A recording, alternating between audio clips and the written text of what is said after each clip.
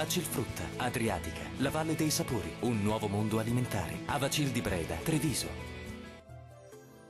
Ben ritrovati al meteo. Bel tempo sulle nostre regioni, ma crollano in maniera decisa le temperature. Vediamo il dettaglio. Sul Veneto, come detto, la giornata sarà caratterizzata dal bel tempo. Sulla nostra regione dunque sarà ampiamente soleggiato, con il cielo che sarà sereno o al massimo poco nuvoloso ovunque. Non sono previste precipitazioni. Temperature in calo con le minime che saranno comprese tra 5 e 10 gradi, valori massimi oscillanti invece tra 15 e 19 gradi circa. Diamo ora uno sguardo al Friuli Venezia Giulia. Poche novità, anche sulla nostra regione dominerà il sole ovunque, ampio soleggiamento dunque, con cielo sereno al massimo con presenza di poche nubi a carattere sparso. Non sono attese piogge degne di nota.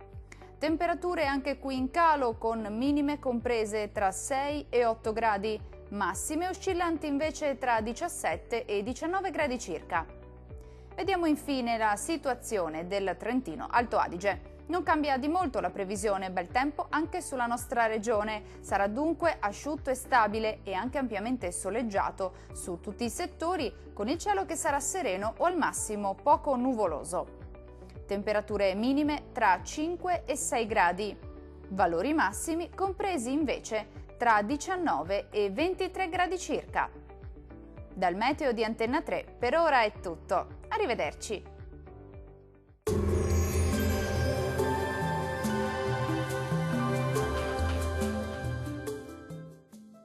Vacil Frutta, Adriatica, la Valle dei Sapori, un nuovo mondo alimentare. Avacil di Breda, Treviso.